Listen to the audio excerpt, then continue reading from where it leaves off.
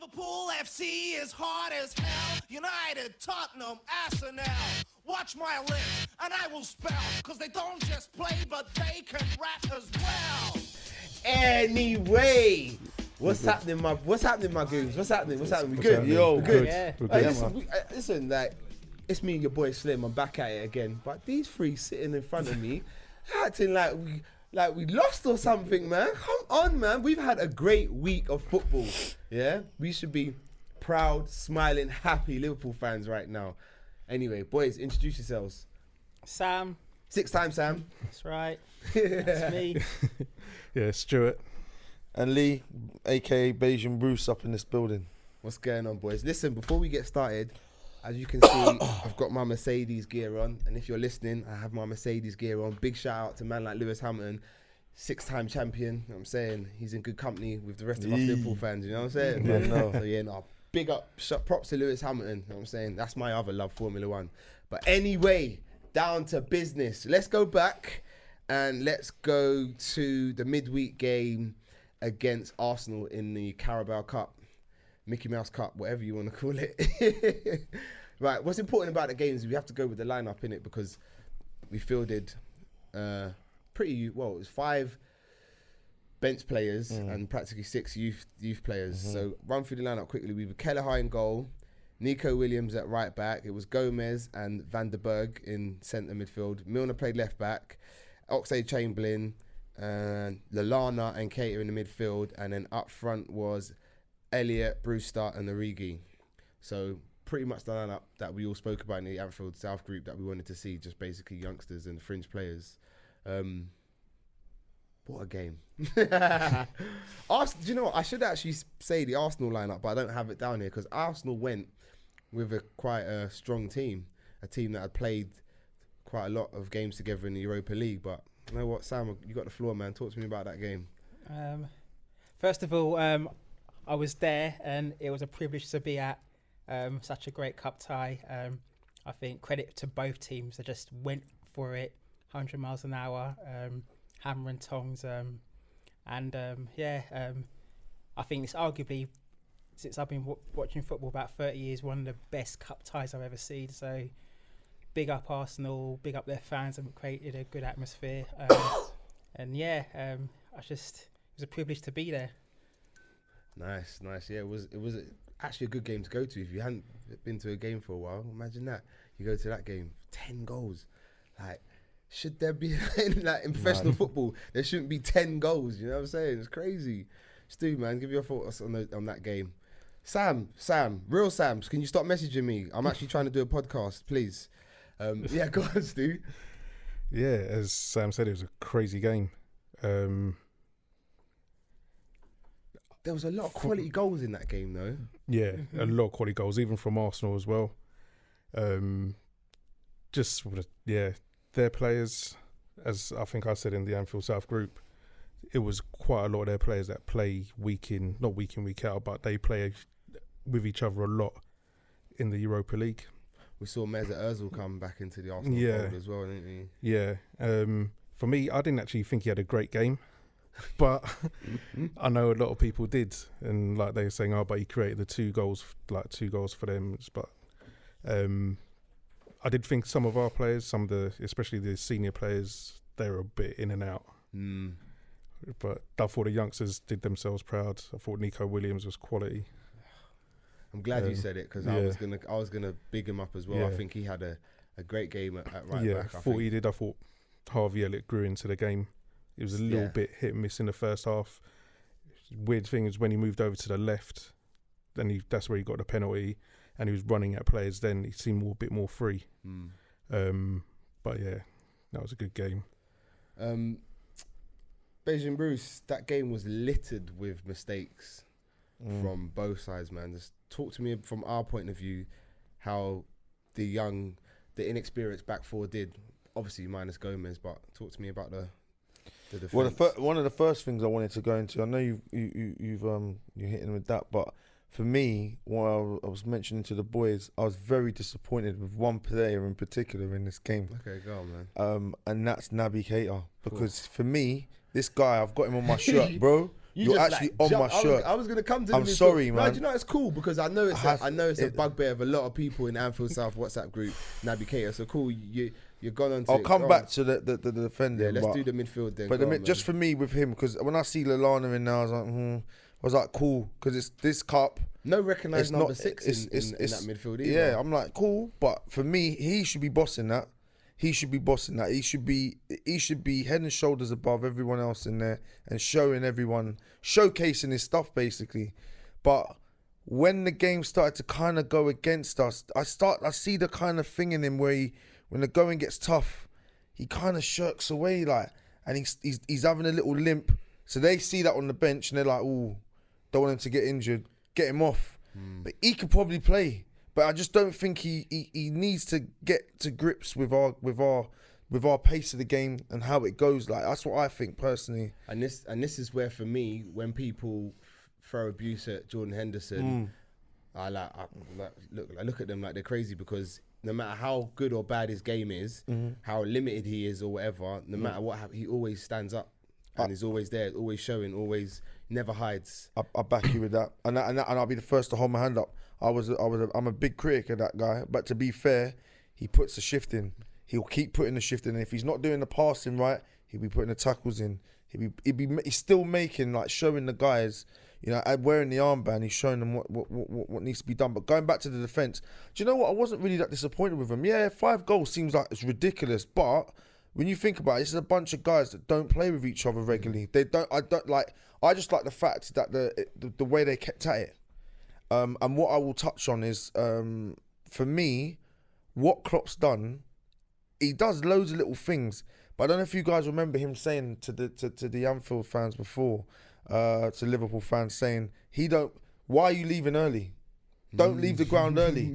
He's been building to this point now. So now I'm looking at Sam because there was someone in your party that tried to slide out the door, didn't they? No. Can you believe it?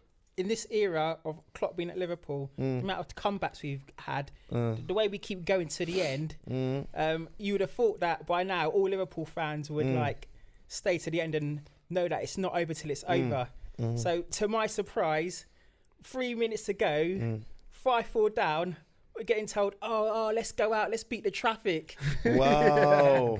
but I've got a name and shame. Darren. Darren, you tried to make us leave the ground early.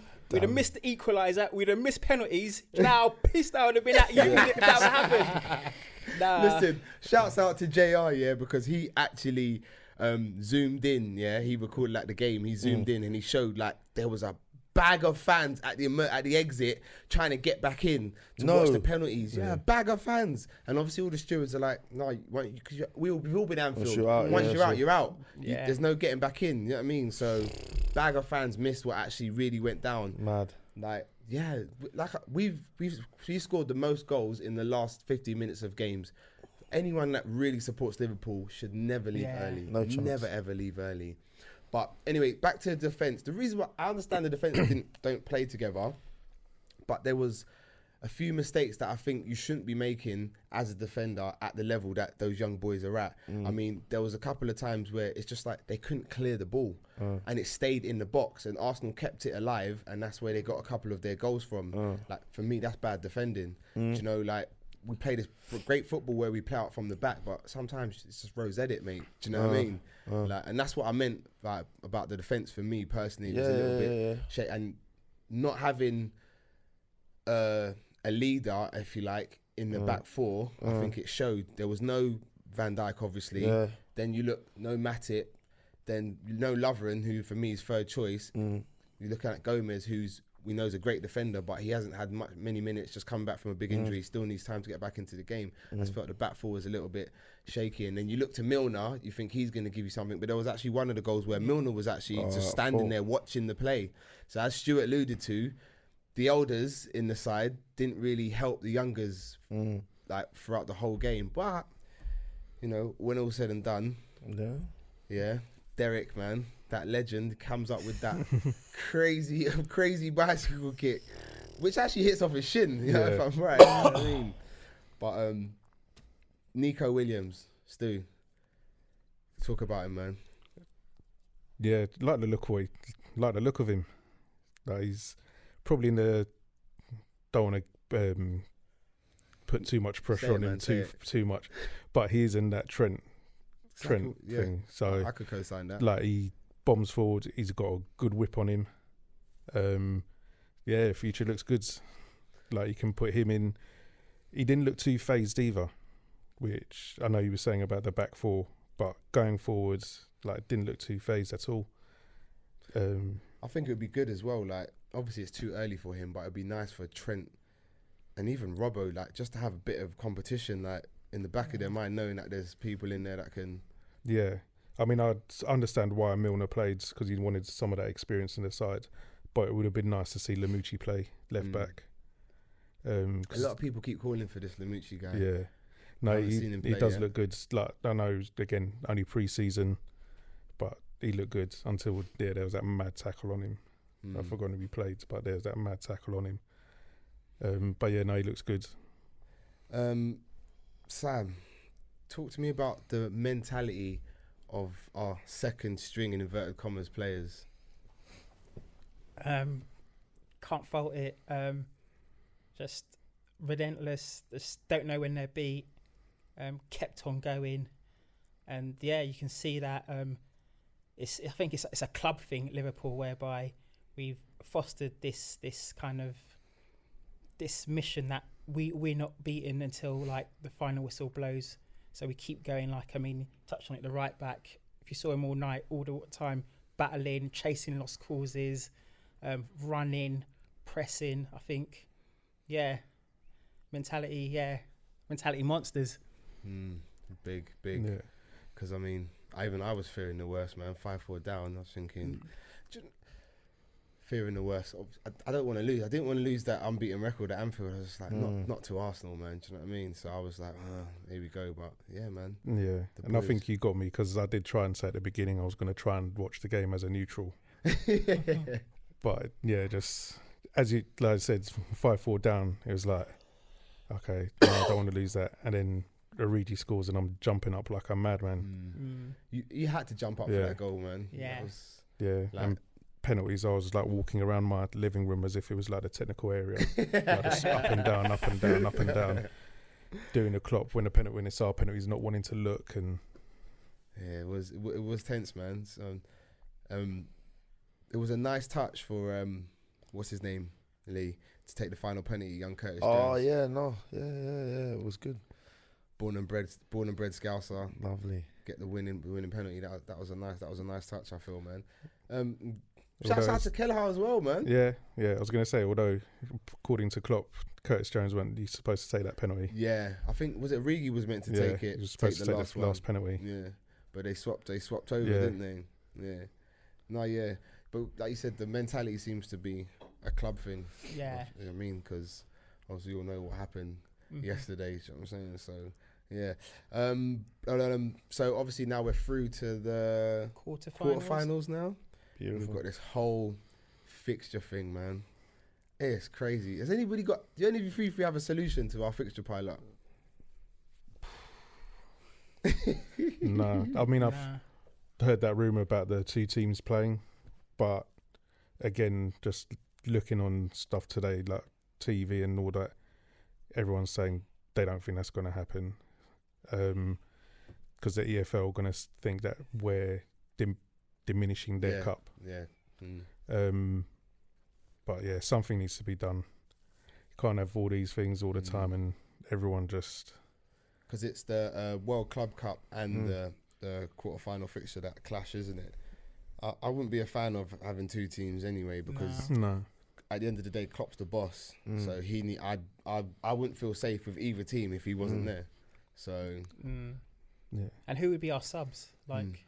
We go out to China or wherever it is, and who'd be our subs there? And equally in the Carabao Cup, who would be our subs? We'd literally like 12, 13 players. Yeah, bare minimum. Yeah. And that's the thing. 5 of the 11 that started the Carabao Cup tie are our bench players for the first team, if you like. So we'd be depleted, man. Yeah, we would. It'd be crazy. But I was listening to the radio and they were saying that EFL should have foreseen this. Like, you know, Liverpool look like they're getting close to this round. Let's put a plan together. So I think it's bad planning on the EFL's part. Yeah. And we're the ones that look bad. Like you said, if we come out the cup, it's like we're diminishing it. But you haven't foreseen that. So it's just, you should anticipate that clubs might go far in the competition and make allowances. I feel. Yeah, it should have contingency plans, definitely. I mean, in France, they're getting rid of their League Cup, aren't they? Yeah, they got rid of their second cup. Same in Spain as well, and Italy. They all. I didn't know Spain and Italy as well. Okay. No, I heard that today on TV. But yeah, it's only us that way. We've still got our second cup. But I don't even know which one I'd prefer, because again, even the Club World Cup, it's not a prestigious award. It's just no one's. What do we gain from it apart from you answer that question? Answer that question. What do we gain from winning the World Club? That see, to me, that's a cup though. That's a big cup for me. Because you're gonna play. Who is it? Will it be River Plate or one of them sides? I'm guessing, innit? Yeah, am I right in saying that? And it's like, but the thing is, it was the same thing with the Super Cup as well. It's a big thing for me. If Liverpool we walk out of this season with a World Club Cup, a Super Cup, the league itself, and I dare to say another Champions League. You got to look at that and be walking around like you're Mr. T with just pure medallions around your neck. That's what I want. I don't want one medal, I want medallions. I want to be walking. I don't want to walk around with medallions on my neck and sit down like that and say hello. You know what I mean? No, seriously. World Club Cup comes to you, you want it. Yeah, I want to find a solution for Carabao Cup. You think we can win that as well? Find a way. I see right now the swagger that the pool have given me is mad. Yeah. I'm walking into work. I'm rolling the red carpet. I'm wearing a flipping like I don't even know what they call it. The red robe thing. No messing. I feel like I'm king already. It's mad. We win the league. Listen, everyone, just get out of my way. 100%. I think that's what a lot of fans fear. If we win the league, having to listen to us because they know we won't shut up. Yeah. I mean, how many months away after the Champions League win are we? And Sam's still going on. Six times. He's got it there, boy. But you're probably not the only one. Do you know what I mean? So yeah, it stems from like hearing it from lots of fans. Like, what have you won? What's Klopp won? And like, just to actually win that trophy, just the weight I felt it kind of lifted off my shoulders. No doubt the players' shoulders. Like, just to win a trophy and just shut a lot of people up. So yeah, man. If we win the league, it's problems. But yeah, if I had to pick, I'd take the World Club Cup over the Carabao Cup any day because I think it gives you that prestige. Plus, you get that gold badge on your shirt, don't you? It's crazy. you get that gold badge. You need medallions in this game, bro. Because that means you're like you can say you're world champions. World champions. Yeah, you need bragging rights. Yeah, you're the best We're team the boss in the world. of the bosses right now. So yeah, I do. As much as the travelling's a bit of a bitch, I think we should go and win that. I mean, we've only got to play 2 games to win it. So 100%. So why not? But yeah, man, EFL, sort it out, mate. FA, all of you, sort it out, mate. Do you know what I mean? Sort it out. All right, cool. So that's the count. Who did we draw in the next round? We drew Aston Villa. Villa. Again. Yeah, at Villa Park. Do you know, at Villa Park, do you know what? I think that's a step too far for that team that played, in my opinion. I just think it's a step too far just because they don't have any chemistry together. So I think that might be a step too far. Anyone disagree with me? I can see your point. I'm hoping that Arsenal game they've learnt from the mistakes because they're defensively, like we've pointed out, there were errors that for me, like you said, are basic. That, like, I know the keeper, when you save the ball, you push it out. He did. He parried it, but kind of stopped it in front of him at the same time. Yeah, kind of gifted. So I'm hoping they'll learn from it. But I mean, if they don't, like the midfield, I think defensively they didn't have their wits about them. They didn't really sense danger. But there was no 6 to sense any danger. I think Adam Lallana played in the 6. That's what I'm saying. They've got no defensive genes, no defensive instinct. So if they don't cut that out, then I can see your point that Villa will cause us trouble, and we'll go into it. But they caused us trouble yesterday. So I think it depends what team Villa put out.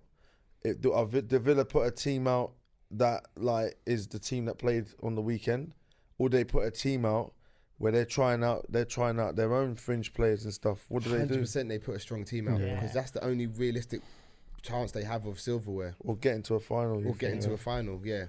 Yeah, quarter-final stage, you can actually see Wembley, see it in the Yeah. horizon. So you But they You never tend to put out. They put never your put out a strong side last one though, did they? Really, realistically. Who did they play? they last played round? Wolves. Yeah, they did Yeah. rest a few, but I They- think at one or two they rested, yeah. quarterfinals- But when now you get further, you start to Yeah. think, if you're Villa, you think to yourself, like Sam just said, Wembley's on the horizon, man. Like, Yeah, no, it's true. do you know what I mean? Yeah. You can't. Can you afford to leave out your Grealishes and Yeah, your Wesleys? Because that guy's a fucking brute, bro. yeah. Do you If know what I they mean? do that, then yeah, probably you're right. Yeah. I agree. Gonna say the other thing the EFL needs to sort out is the two-leg semi-finals. Oh yeah, got to get rid Just of Yeah. those. One game and done. That's an easy Back win. to a neutral Yeah. ground. Do you think one game at a neutral ground? It'll have to Yeah. be because you couldn't do it at one. Like if we get there, and we play like Leicester, for instance, you couldn't do it at Anfield. We couldn't do it at what's it? Not Field Street, wherever they're. King Power. Yeah, King Power. So I think it has to be a neutral ground. I'm with you on that. The two-legged semis. It's just.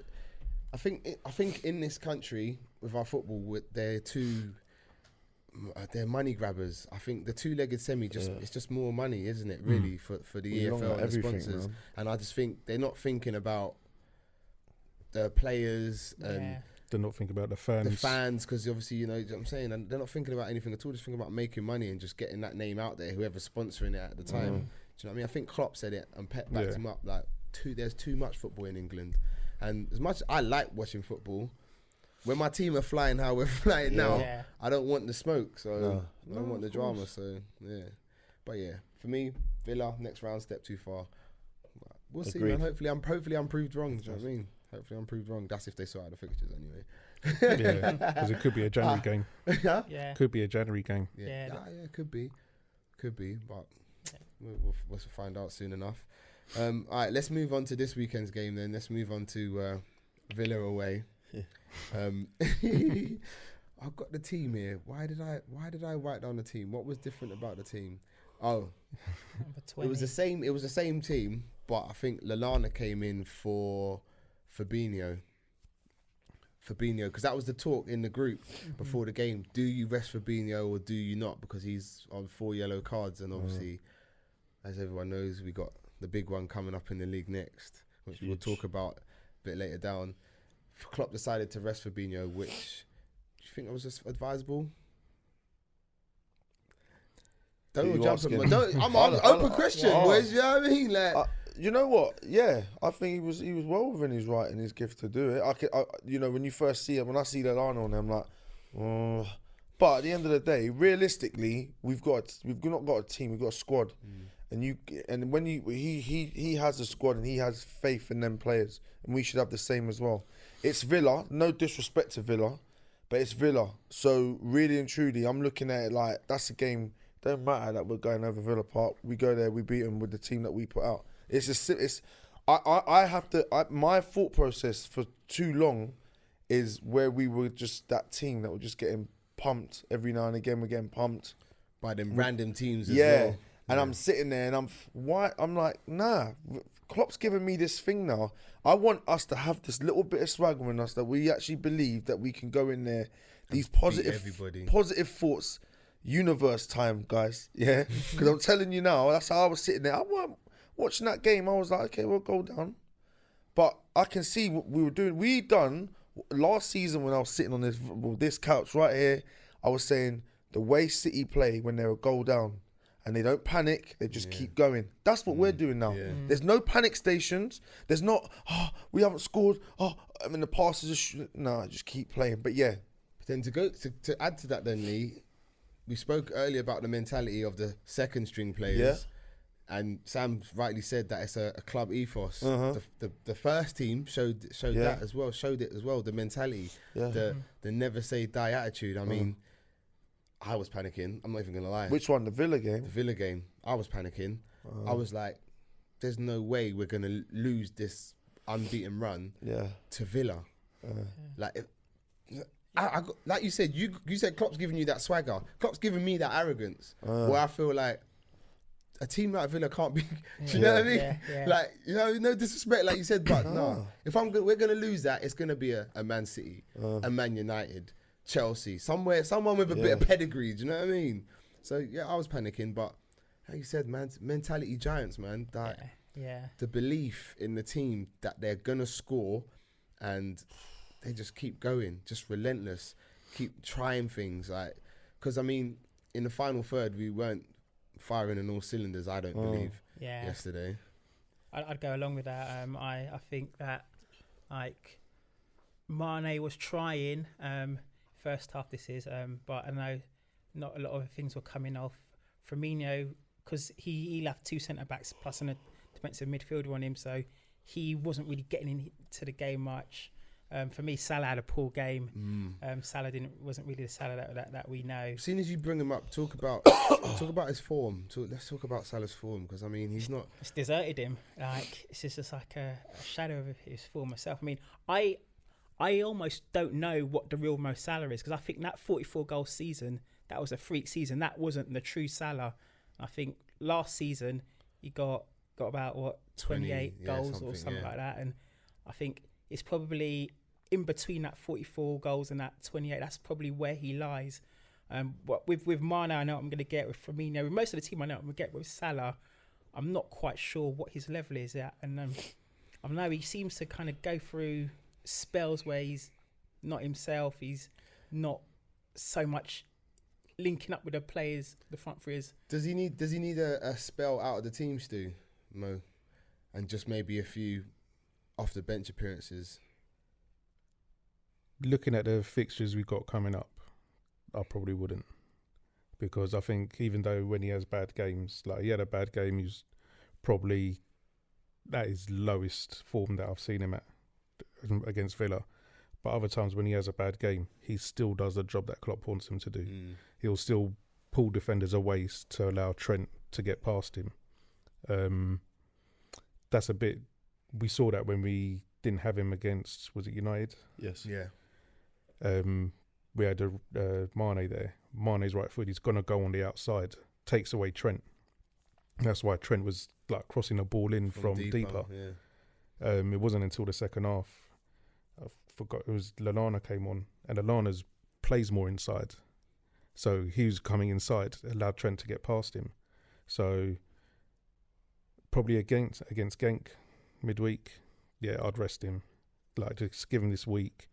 I think he's probably still recovering a little bit from that ankle injury. Let him have this week, and then let him come out against City. Yeah, his form is worrying. The fact he hasn't found. When was the last time he found the back of the net from open play in the league? Going back to Arsenal, I think. Yeah, that's a long time ago. Exactly. Yeah. See, his form. I mean, like, I kind of agree with you, Stu. He's doing good. He's doing good bits for the team in terms of his movement and stuff. And I think we need that. But 100%. As again, Sam, like you said, the whole, the real Mo Salah. Where is he? I think you're right. And I think I don't know what it is. If he needs to pray more. Yeah. Not cut his beard. Also, I think he's a big game player though. Yeah, he does.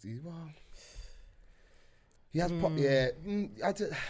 I'm a bit lost with Mo Salah. I don't know. Like Sam said again, the real Mo Salah. I'm a little bit lost as to who is the real Mo Salah. So he scored big goals in big games, but the way his form is at the moment, I wouldn't trust him to bag a goal against City or anyone. Do you know what I mean? But I don't. How long do we keep this up? How long do we wait for him to come good? How long? That is a good question. That is a good question. Go on, Lee, man. Do you know what? Yeah, like I think it's brilliant points made by Stu, which I agree with him 100%. Because in that game, I mentioned it when we were here the last time speaking, that Origi don't make those runs or fill those areas in games that will distract that whoever that player is, whoever it is, whoever we're playing, he'll pull them out somewhere and isolate them. So with that, that's what they got to deal with. I think the one thing I would add to what's not helping Salah at times, and I think Sadio's a fan. Sadio's probably he's our best player right now. So I'll be that deep and say that. But there's more than a few times when that through ball's been lacking, that final ball to go through, because there's times when he'll have the ball and play in Mo, and it's a bit like, but Mo's not throwing his arms up and that. Last season he probably would have threw his arms up and all that stuff. He's not doing that, but I can actually feel a little bit of the thing and thinking, well, that final ball into this guy has not really been the one, like, man, it's been a bit dead. So what we're looking at is the first year, I agree with you again there, where you said it was like a freak kind of thing. Because none of us expected him to score that many goals. No one did. No. The next season, he's done again for the position he plays. Again, I don't expect him to score that many goals as he did then anyway. So if he hits something in and around that, and the other players like your Manes and your Firminos and everyone else chips in, I don't see it as a big deal really. I think he plays on.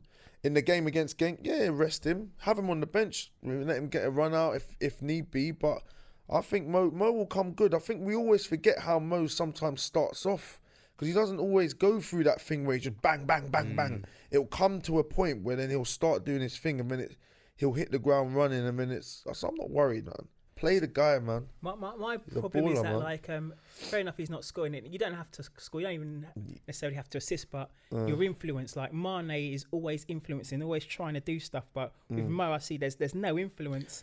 There's no real tracking back. Mane influences more on the ball, even though he might not. I think off the ball, you see him running back. You always see him getting back. Yeah, he does. But I think that's the way we're set up for Mo to not get back. I think we're set up that way. Mo only really gets back in really dire situations. You see Mo come back. So here's my point now. If he's not getting back, he's not contributing to attack, what's he doing? But this is the problem. This is the thing. This is where now I slightly disagree with you, because like Stu said, his influence is the attention he draws from the opposition, which then allows other people to do things. I think him and Mane, two different type of influences. Mane gets the ball and influences the game with the ball at his feet, whereas Salah can influence the game without the ball, without even touching the ball, just because he's Mo Salah. Do you understand what I mean? Whereas if Mane doesn't have the ball, personally, I don't feel like he's affecting the game as much as when he does have the ball. Do you see what I'm saying? I would notice a lot more Mane without the ball. I'd be like, wow, where's Mane? But whenever you watch Mane play, he's always picking up that ball. The link up he has with Robertson. Yeah. Do you know what I'm saying? So that for me, that's the difference. That's the difference in them. I see your point. It does take players away, but like actual influence, when he's not on form, when he's not on song, I think there's no influence, and I'm left wondering what you're doing. That's my take on it. Fair enough, man. Fair enough. Would you have Origi or would you have Salah, man? But that's the thing. To me, I wouldn't have Origi. Origi's not a winger. Like, I think even the Arsenal game, when he went central, that's when he became dangerous. When he's out wide, he's all right, but nothing special. He's right from the left, you know. If I have to put Origi out wide, I'll take him from the left, because he's got a nice right foot on him, you know. I'll take him from the left. But I think his presence will occupy defenders. Take him from the left. Anyway. Edit that. Yeah. But yeah, no, for me, Origi's kind of central. Shaqiri's injured, so we can't put him there. That guy? Where Mad. is he? It's absolutely crazy. Does he need to go to a special doctor for them calves because they're so big? Like, where is he? What's going on? Yeah, just. Does anyone actually know? I don't actually know. Nobody. I've not read any. Like, I don't know. Yeah, apparently after the international break, he's going to be back. Really? Because he had a injury, I think, just before the MK Dons game, and it's taken longer than they thought to heal. We could do with him. 100%. We could do with him. Them guys, a guy like that, you whip him in the team, boy, he'll do some damage as well. Great off the bench. Yeah, man. Great off the bench. Okay, let's talk about Mane. I want to talk about the importance of Mane.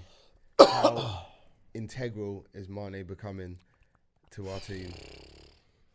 I think he's probably one. Well, I think they all epitomise what Klopp wants from the team. But Mane, again, just doesn't give up. Didn't have the greatest of games yesterday, but as Sam said, he was just always involved. Trying to make things happen, try to get a penalty. Oh, that's terrible. Yeah. As soon as you got there, he let me down. He upset me with that dive, man. Same. We're better than that, though, man. We are. Seriously, we're beyond winning cheap penalties to get back into games. Like, shocking. Yeah, but he is just trying all the time. I mean, the ball to Firmino for the no goal, but offside goal. Oh, That was a class wicked. class ball. Yeah, it was a brilliant. The way he just Yeah. whipped it round the back of the Yeah. defence was amazing. Again, on his left foot, and then same for his left foot cross To Robbo. to Robertson. Robertson with his, what was it, first goal since May last year, I think it was. Yeah. Is it in the league? I think, yeah, in the In league. the league, First, yeah. first Yeah. goal. Brilliant cross from Mane. Yeah. Bullet header from Robbo. Not something you kind of associate Nice. Trent No. or Robertson No, with, like no, our no. fullbacks with headers. No, because I think that's kind of like changed in the game these days. Like I remember before, a few years ago, oppositions used to like target fullbacks, Yeah. and they had to be good with their head. But you don't really see that these days. So yeah, to see your fullback coming and knocking one in with his head. Yeah. And then Mane pops up with the 94th minute. And like, seriously, James Milner put a post on Instagram. Yeah. It's funny. Yeah. He's like, health warning, if you suffer from like heart palpitations and all of that, this is not the team for you to support you. Was saying like 94th minute. They can't. Surely we can't do this week in, week out, Lee. Yeah, I think we probably can. To be fair, honestly, I don't see. I mean, firstly, I feel that it's a bit flat in there. I think for that game, we should all be flipping, bouncing around doing a robot and all sorts. Because seriously, that is what it's all about. Like, to win a league, that's what you got to do. You got to you're away from home. Things are going against you. You're offside, cool. You've not got it. All right, cool. We ain't got it. You keep going. You know what I mean? You just keep plugging away. That ball to Robbo, to be fair, even if he's not good head of the ball, he just had to be there. Yeah. The ball was just so on point. It was just mad. All he had to do, direct it, bang. Because actually I can't remember what minute in the game it was, with Mane was in the same position and the keepers managed to save it at point blank. But this time, where it went, it was just so in that channel that there was the keeper Corridor couldn't. of uncertainty. Yeah, there you go. Yeah. Keeper couldn't come. It's in a horrible place. It's just there, bang. And then Mane's one, it was just like precision. Like, I think Mane's goal was more the desire. Yeah, because I mean, if you've seen the stills now floating around on the internet, he actually takes a boot to the face because that defense, I don't know who his name is. He actually jumps up and like sort of goes to karate kick the ball. And Mane straight in there, no fear, and he actually, I think it was just sheer desire to get there. 100%. And the circumference of Mane's head, because that hairline is crazy. It's mad. Don't cut it though. Yeah. But hashtag don't trim it. So I was gonna say he's taking responsibility. He's like, you know what, give it to me. I'm gonna like get us over the line. I'm gonna kind of do what I can to make sure this team gets a point or gets 3 points. He's just taking that burden on him, and then.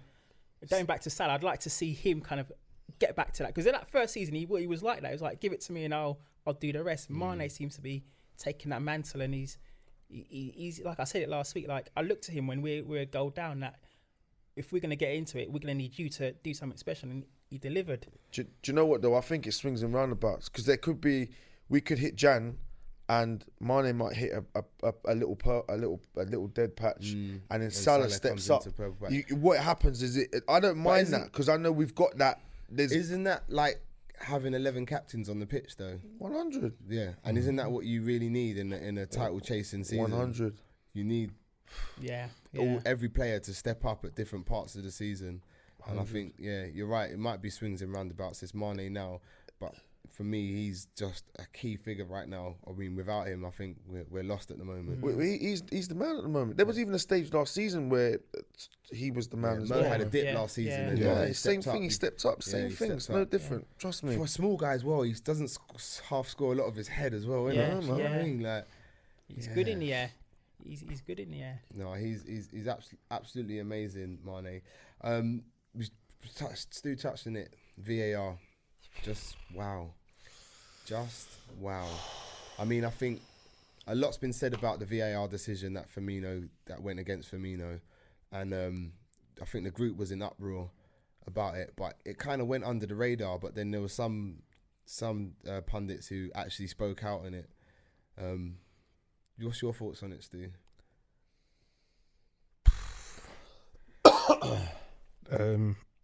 It was a goal. It's plain and simple. It was a goal. I think you would say the pundits were talking about it. Chris Kamara today on that Goals on Sunday. Yeah.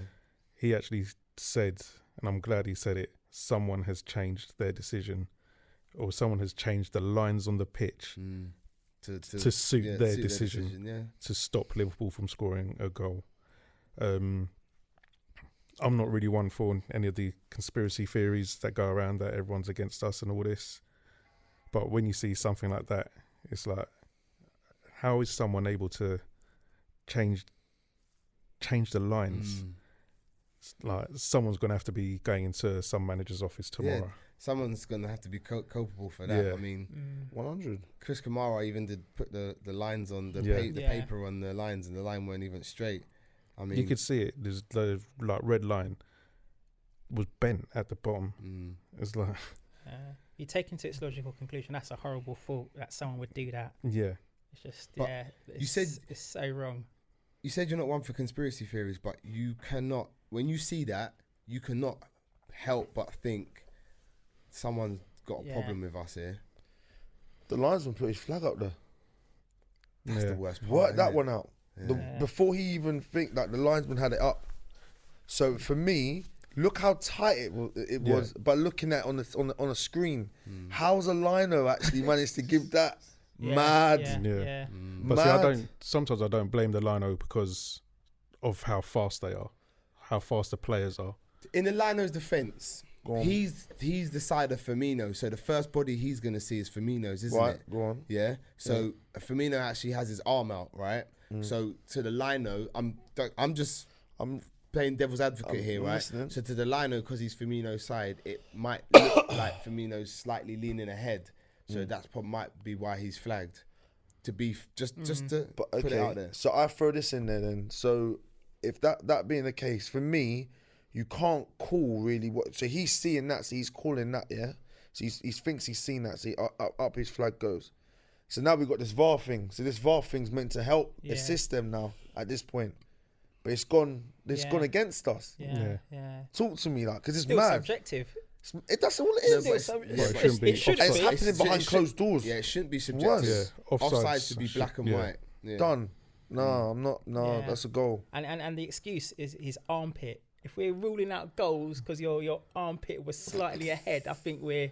Well, do you know what? I understand what you're saying, but I get it because it's any part you're offside with any part that you can score a goal with, and technically, if the ball comes off your armpit, it's not a handball, is it? No. You can still so. Tedious and petty as it sounds, I understand that, but he was never offside. He was never offside. Tyrone Mings' knee plays him onside. But to be fair, that goal goes in. Do we win the game? I think so. I think the game changes. The game definitely changes, but does it change where we get a draw, or does it change where we get a win? I think we get a win still. Yeah. My reason for backing up what you're saying is more to the fact that Villa now have to make a decision. Do they say, all right, it's 1-1, we're going to sit back for this? If they do, that's a bad idea because we're just going to keep humbling them. Or do they try and come at us and do what they were doing? And again, if they do that, we hit them on a counter, bang, it's 2-1, bang, it's 3-1. Now, what are you going to do? Stem the bleeding? They don't know what to do, innit? Yeah. So that right now, they've got something to play with and they can use. That's what they had with that 1-goal lead. So the longer they had that, the longer they had a shot of coming away with at least 3 points, but at the minimum, like a point, you know? I think the game could have changed. That's my humble opinion, basically. I'm with you, I just put it out there. With you, I think the fact that they scored, they had something to hold on to. But again, as we said, like, credit to us, we just kept going, kept passing, kept playing our game. That's like you said, we've got a game plan, we stick to it. No one panics. No one ever thinks, oh, this game's going against us. We keep to the game plan and we get there in the end. Done against Tottenham, come back against Salzburg, Leicester. But at some point, we have to start playing better. Because I don't want to say well, because I don't think we played badly against Villa, if I'm honest. Like, I was having the debate with Mr. Hills and saying that he was saying we didn't take our chances. So I was saying not taking your chances doesn't equate playing badly. For me, playing badly is not creating the chances. Yeah. If you have to create the chances to miss them, and that's the hardest part of the game, to create chances. So we created so many chances on Saturday. I feel like it was just a matter of time before we scored, even though I did get nervous. But so I don't think we played badly. To be fair, that's my chain of thought. Seriously, I don't know what's going on with me. But anyway, the agenda against Liverpool, that's what I wanted to come back to. So you don't think there's a little conspiracy going on in the back room, VAR? Because Stu was saying he doesn't believe in them. What do you believe, Sam? I don't think there is. I think, we've had some decisions not go away, but I don't think there's a conspiracy theory. I think just bad officiating, just rank bad officiating.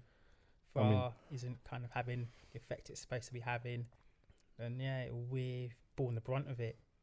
Yeah, I mean, to be fair, again, I know a lot of people differ on opinion, but I personally don't think the Mane penalty against Leicester was a penalty.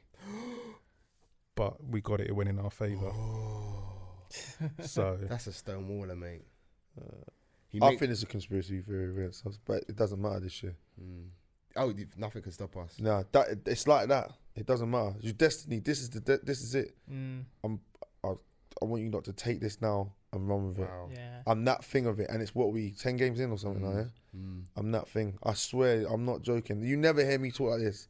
I'm a cagey guy, bro, all the way. You're out of your cage. I'm seriously, I'm out of it, boy. And trust me, I think there is, but it doesn't matter because that's what it was like. We didn't get the goal.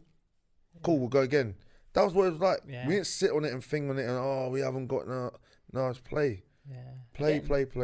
It all comes back to the mentality. It's there. Everyone's on it. Everyone's, you know what, you can do whatever you want to do to us. We're winning this game by hook or by crook. We've done it. Tottenham was the same bad start. We talked about it last week. Just, you know what, roll up our sleeves, all right. For me, Bina started popping the ball about dictating. Aston Villa game just gone. Same thing, just kept playing our game. Good substitutions he made. Ox came when I thought he made a difference, and he threw everybody on. He threw the kitchen sink. Natalie came on, Origi came on. I was actually props to Klopp because he could see Mo wasn't having a great game. Yeah, and he hooked him. Yeah. Great. And he hooked him. Good shout. Yeah.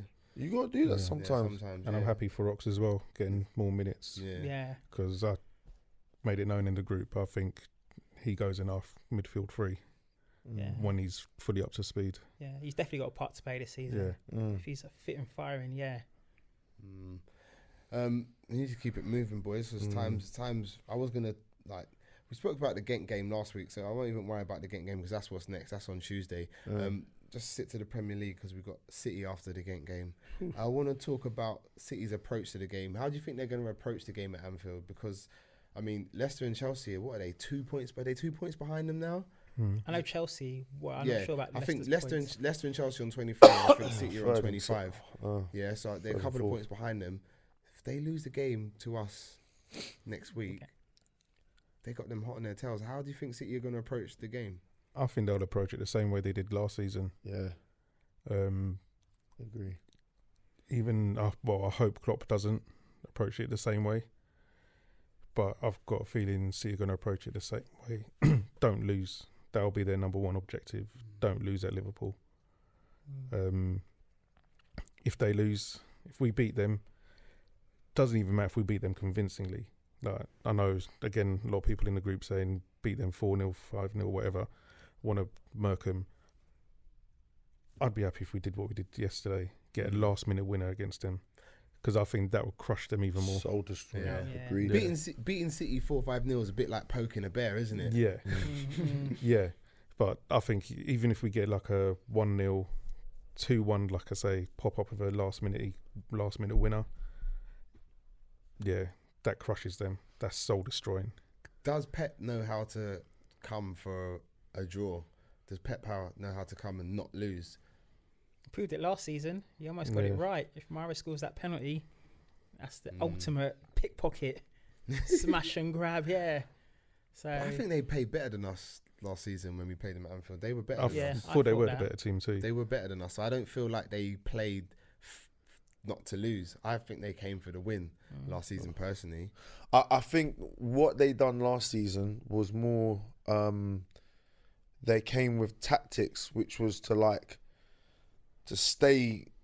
keep a nice tight formation, and at the sight of a breakaway, bang, going. That's what they were able to do.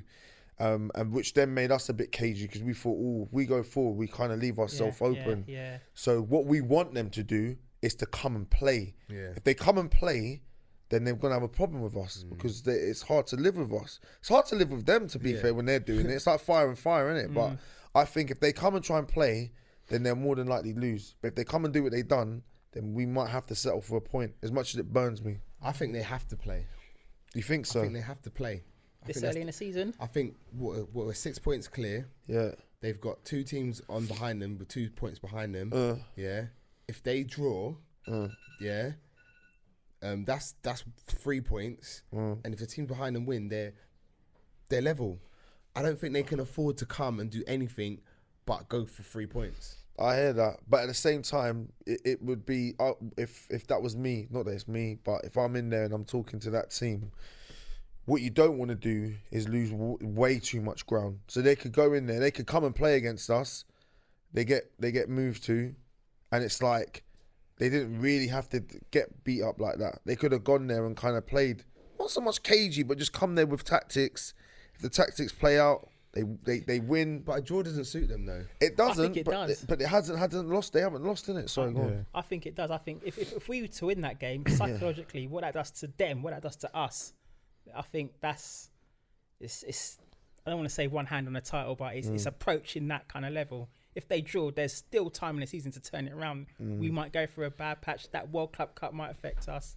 Yeah, I think there's still a lot to play for. But they get that draw, and you rightly so. You're saying there's still more games, blah blah blah. But you've got 2 teams that are probably end up level on points with you. Don't know who Chelsea and Leicester play next week, but the potential for 3 teams to be in second place, if you like. That's stress. It is, but I think in the long, you say, okay, they're with us now, but in the long run, who you gonna fancy? City versus Chelsea or Leicester? Mate, the way Leicester are playing right now, it could actually depend on the Leicester result because they play Saturday evening. They're home to Arsenal. ugh, that's 3 points. Arsenal was shit. Yeah, Even so I'm saying they're it. home to Arsenal, so that could And they're at Leicester at home. that could play on Pep's mind. But again, I just don't think he doesn't have that mentality where he's worried about what everyone else is doing. How do we win the game if assuming he adopts the tactics he adopts last season? We got to play Ox in midfield. Yeah. We have to play a combination of Fabinho and either Wijnaldum or Henderson with Oxlade-Chamberlain. Yeah. Simply to give us the other option in the game. I don't think we need the option from the bench. I think we need it in the game. So we now have the options of the fullbacks go in or Ox drive in, so fullback sit. We need that in-game option. And I think that does a bit of psychological thing to their players as well. Ox has had good games against them. Exactly. He scored in the league and in the Champions League where against them. Our lineups are too predictable. And Pep is a smart guy, and he would have seen how Manchester United did with nullifying our fullbacks. Even Tottenham's did in the first 20 minutes or so. And I think they've got the players to actually execute that, and it'll be a problem. I think if Klopp's got his wits about him, he'll throw someone in that. I don't think it should be Keita, but he'll throw Ox in that midfield and just little curveball. You know what I mean? I think that's how we win it. I also think it's up to our front three as well to get. I don't think anyone's got that Man City defence just yet.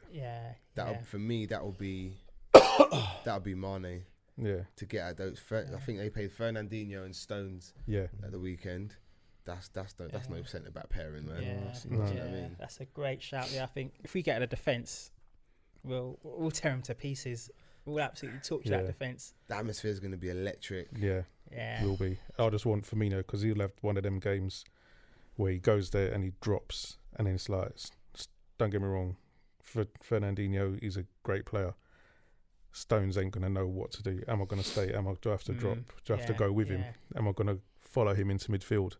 does that, that leaves a space for Mane, Salah. I just think Salah or Mane running at Fernandinho is a problem. He's not the quickest, and he's quite rash as well. That's a booking. Yeah, both. Yeah, same as with what's his name. If he plays Mendy, he's a booking waiting to happen as well. Well, we're sounding quite positive. Yeah. Let's move it on quickly in the sense of just give me a scoreline. What do you think the score's going to be, man? I'll start with you, Sam. 2-1 Liverpool. Stu? I'm going to be bold and say we get our first clean sheet at home. 2-0. Okay. I'm gonna go with 2-1. City score first. First half trailing. That would be huge. Do it again against City. That's what I see. Because we at the moment, I'm noticing until they show me something different in the first 15, I kind of get a feel for it. But I felt the same way with the Spurs game when I was on TalkSport. I just said that it would be 2-1. I said as well, and when I was on there again with Alan Brazil, I said our game I felt with United would be a draw. They all laughed at me, but I said, I'm puffing my chest out and we're gonna beat them. But realistically, I thought, a draw would be the case. You're saying the juju is strong with you. The juju is very strong. I've been to see the voodoo woman, boy. Trust me. I'm going 3-1. I'm going 3-1. Yeah. I'm going 3-1. 3-1 Liverpool easy. Jaja. Yeah, 100%. I don't see City scoring first. Wow. I see us scoring and then them scoring. Sensational. Yeah. Wow. No, I just think and then Anfield crowd's going to be up for it. Yeah. They're going to have to play their part. Yeah, 100%. Especially after Alright. Pep's comments today as well, or in the papers today. Rent-free Pep, thank you very much. Right, something a little bit serious to end on quickly just before we wrap it up. Racism in football and poor Mario Balotelli. I don't know who he was playing against because it's literally like Verona. Before we came, Verona, he kicked the ball into the crowd and was like literally close to walking off the pitch, but I think all of his teammates sort of begged him and pleaded with him to stay on the pitch. He ended up scoring a goal, but they still lost the game. But I just think this problem, I think racism is everywhere, but I think football has such a big platform and such a wide reach and big influence that it's got to start here. And these teams and these countries need to be heavily, the fine the UEFA imposed on Bulgaria for the antics they got up to in the England match was pathetic. I think, what was it, 75,000, something stupid. Something like that. And a 2-stadium ban, 1 suspended, closed have to play games. Right. I think they need to get tough, man. Yeah, because I think even when you compare it to other fines, I saw something, was it an Irish player who pulled down his shorts and he had Paddy Power written on his things? He got fined more than Bulgaria did. So it goes back to what I was saying about the whole money thing. They probably see that as, right, he's probably got paid X amount for that, so we're going to fine him X amount. Yeah. It's ridiculous. In 2019, a black player can't play in certain countries without hearing abuse. It's ridiculous. And Verona, for me, they need to be ducked points. I think you have to punish them to the maximum in order to cut it out, man. Do you know what my view is on this whole thing? Before I used to share this view of I believe the points and stuff should be, but you know what it is? The people that matter upstairs, the FA and all these big wigs and they're the guys who are still old school. So their whole thing, that's why you keep getting this. Until that changes, it won't change. You won't get it was all good and well when Sterling was in the papers and was doing his thing and was, leading this little charge, but it won't change. Until that upstairs changes, we can sit here till we're blue in the face. It won't change. Something's got to give, man. Something really has got to give because sad. It's very sad. Yeah. It is. It's very sad. Yeah, I'm totally with you. I just think that you can't stop. If someone's going to go in and shout racial abuse, they're going to shout racial abuse. What it matters is that what's the punishment? What punishment are you going to dish out? You dish out a punishment that's going to really send out a message and it's going to really make someone think twice. Then they won't do it. Like you say, points deduction, huge fines, banning them from competition. That's going to hurt them. That's going to hurt. That's when they won't do it again. But because it's going to affect the masses. Yeah. And the next time someone's sitting down and hears someone's mentioned anything racist, they're gonna actually be like, hold on a minute, excuse me. Do you know what I mean? 100%. Yeah, Fans will switch on them now. Yeah. It will lead, like self-policing. I was just about to say, it leads people like, you know what, you don't say that, otherwise we're gonna get docked points. Yeah. Exactly. So even if you don't care, and you inside you're a little bit racist, you're gonna care because it's affecting your club. So I'm here for it. But we've got to wrap it up, lads. Yeah, Time flies when you're having fun, mate. Do you know what I mean? It is what it is. But top of the table, 6 points clear. Yeah. Bring on the city, mate. You know what I mean? Yeah.